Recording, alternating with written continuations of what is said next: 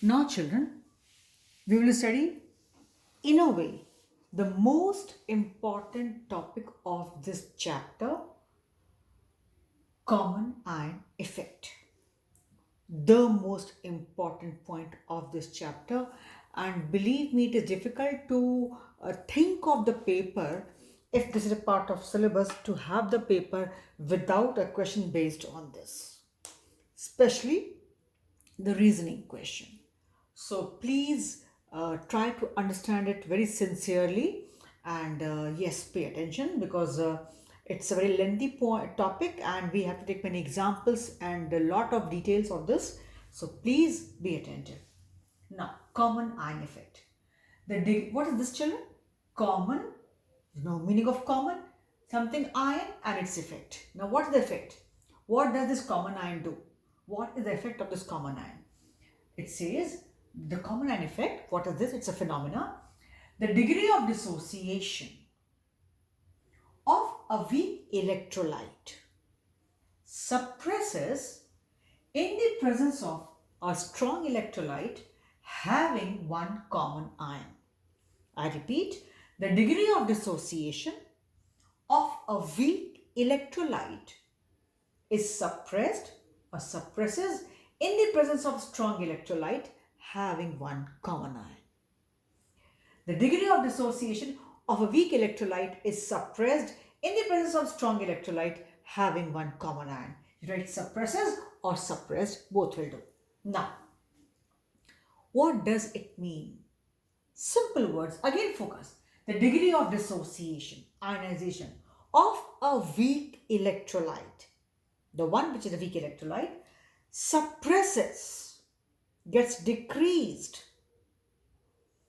gets lowered, decreases, suppresses in the presence of a strong electrolyte, in the presence of a strong electrolyte having one common ion.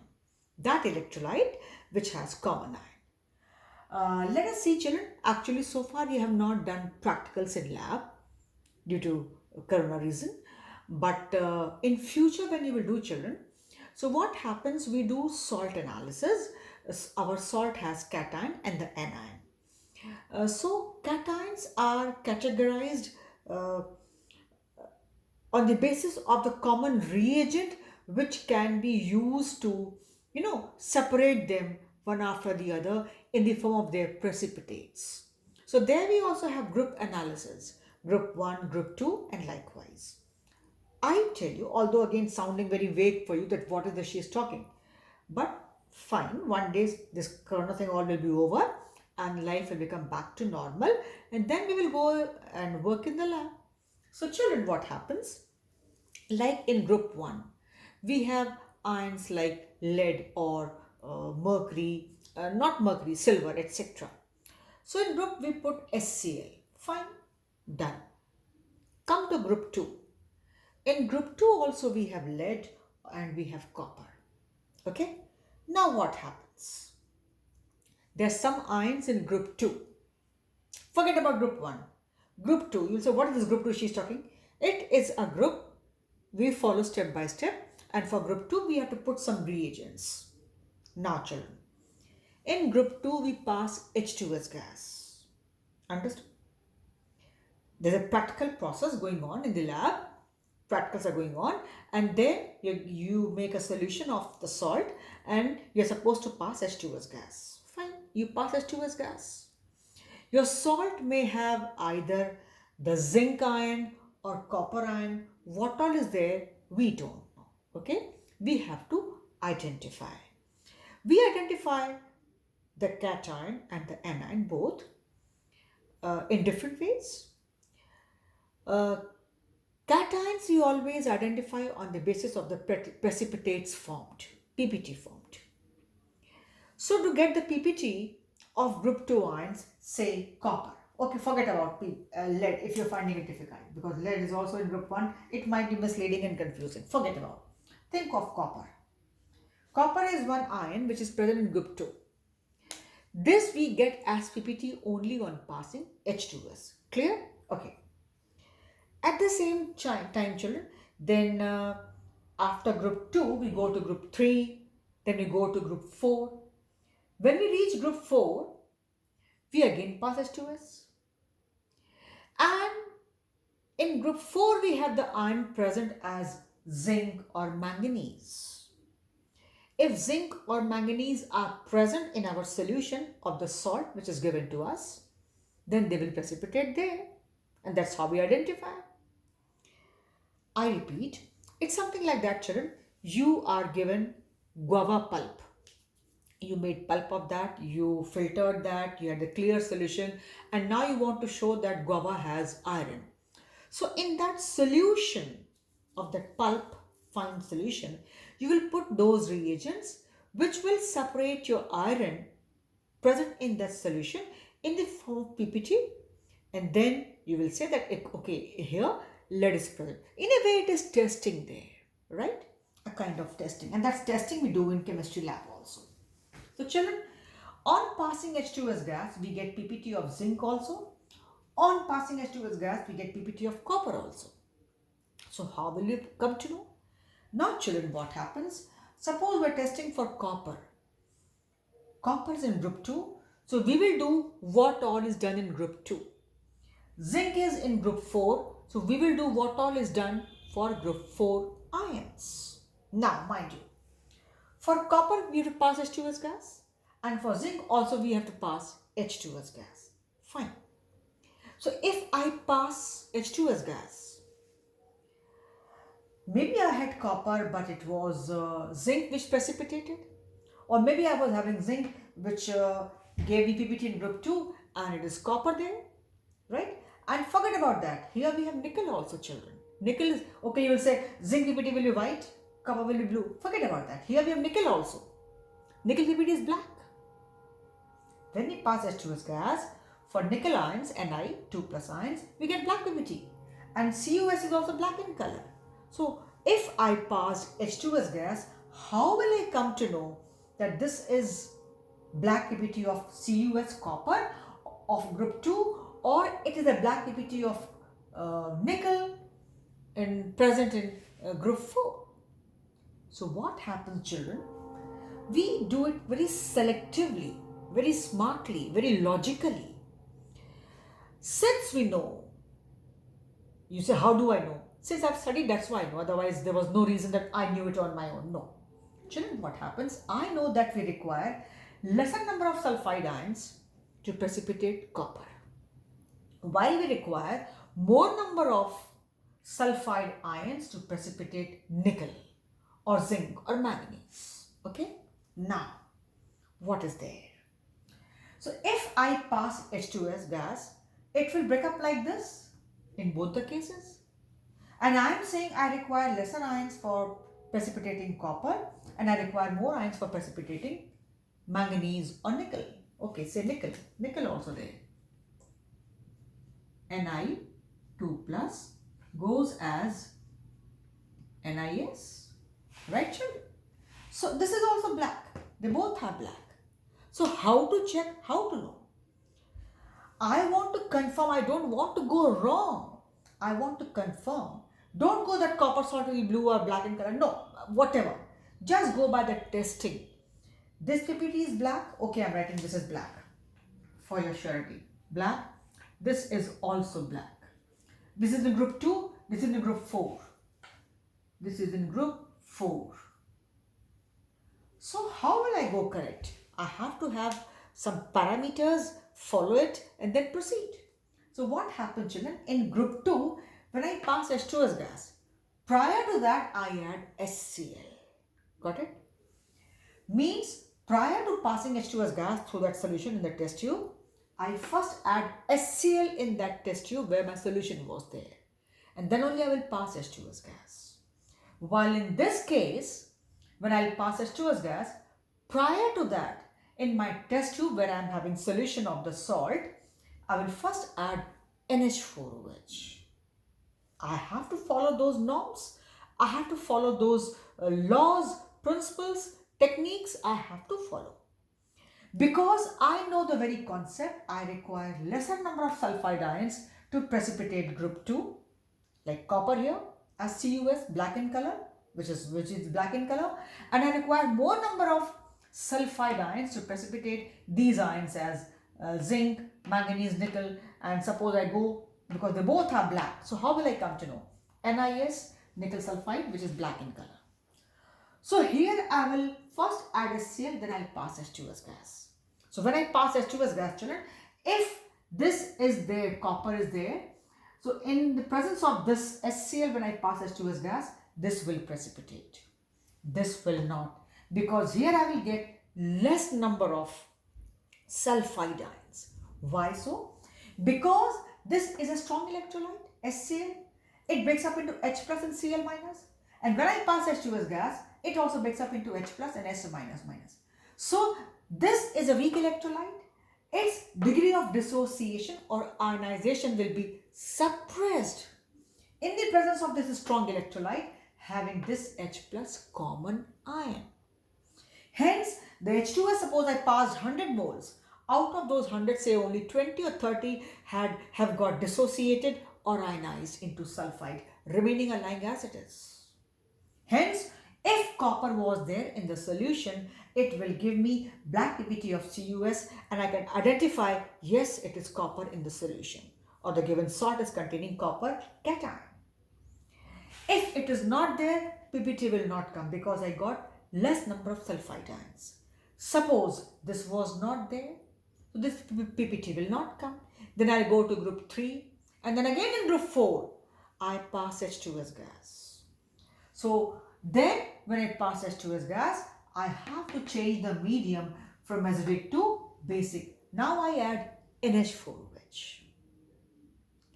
Because to precipitate this ion, I identify this only as black colored PPT of NiS.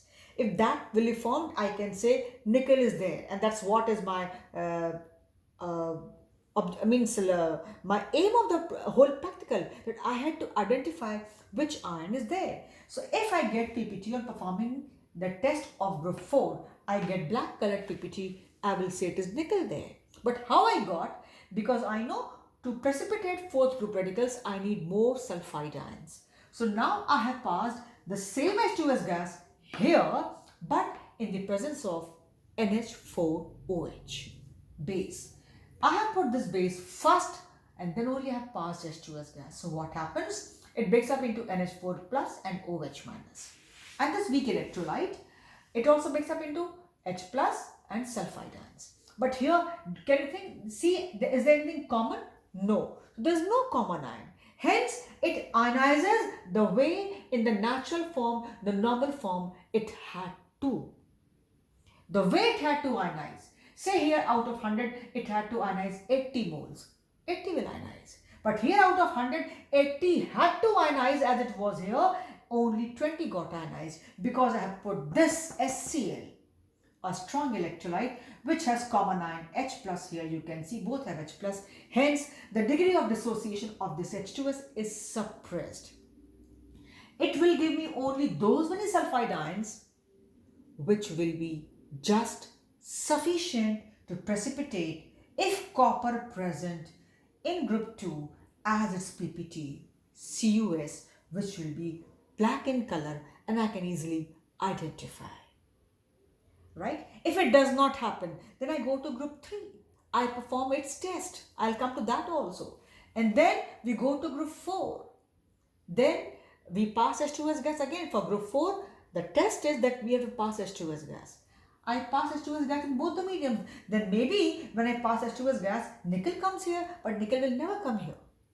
Because nickel needs more sulfide ions for precipitation. And if I expect nickel PPT here, it can never be here because I have put here strong electrolyte HCl.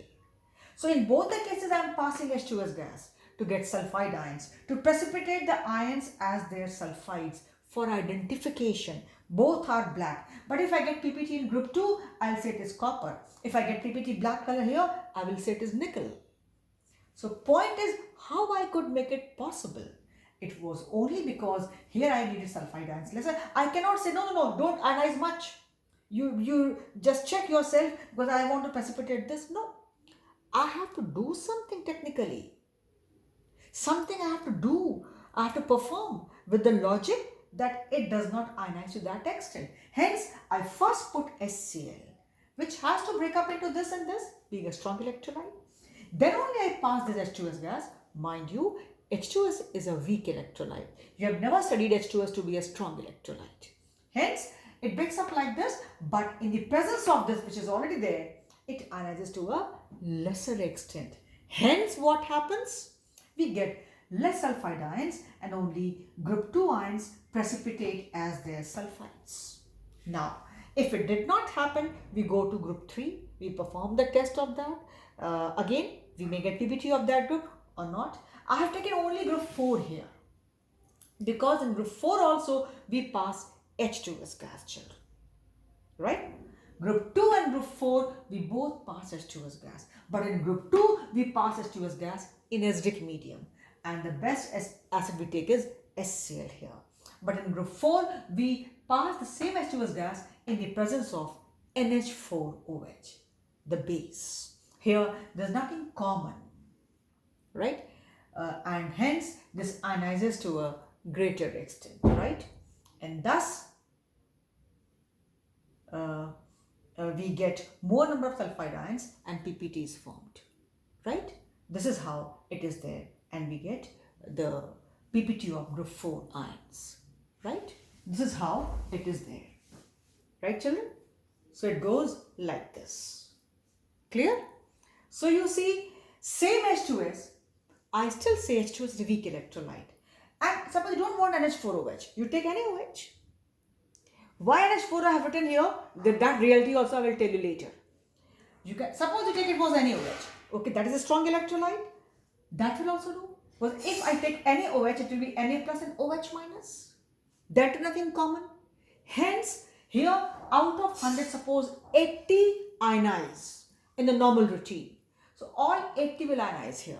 But here the same H2S out of 180 had to ionize, maybe only 20, 25 or maximum 30 ionize. Because I have checked its ionization because of this electrolyte which I have already put, and here this common ion, hence the degree of dissociation or ionization of this weak electrolyte has been suppressed. Hence will furnish me lesser number of sulfide ions. Children, sometimes see doctors, they say you first take this medicine, then only after half an hour or 1 hour you take this medicine, right? Because in the presence of one medicine, the other shows the work more effectively. The effect is better. In homeopathic, they say first take this medicine, then only you take this medicine. So children, there are ions present which show the presence differently. Right? So we take sometimes the medicines one after the other because there might be a phenomena due to common ion or something which is there. Got my point? Hence, children, in group 2 we pass H2S gas in presence of acidic medium, and here we pass H2S gas in the basic medium because there is nothing common. So common ion effect phenomena does not take place while it takes place here. So due to common ion effect here, this strong electrolyte, this weak electrolyte, in the presence of this strong electrolyte having common ion, the degree of dissociation of this weak electrolyte suppresses. Hence, we get lesser number of sulfide ions than expected, and only the ions of group 2 only precipitate as their sulfides, not the ions of group 4 precipitate here. They remain in their own group. They will precipitate only when we pass this H2S gas in such a medium that there's no common ion effect, there's no control. Because there's no control of sulfide ions, we get large number of sulfide ions. Reason being, because these ions require more sulfide ions for precipitation. Why more and all? This I will explain you when I'll go further. But here, because I did not want the common ion phenomena to take place, I put NH4OH. I can even put any OH or KOH because they are strong electrolytes. But with the reason I put it here, why so, you will come to know later on. So we have just seen the degree of dissociation of a weak electrolyte suppresses in the presence of a strong electrolyte having one common ion. We'll have much more examples. Actually, children, all by chance, since you have not performed practicals in the lab, hence maybe the point is not that much clear to you. But once we go to lab, this will be very much understood, very well, clearly understood. Anyways, for this video, I stop here because we further have more examples. Clarity will come gradually later. Okay, gradually it will come, but you will understand the concept. So for this video, we stop here.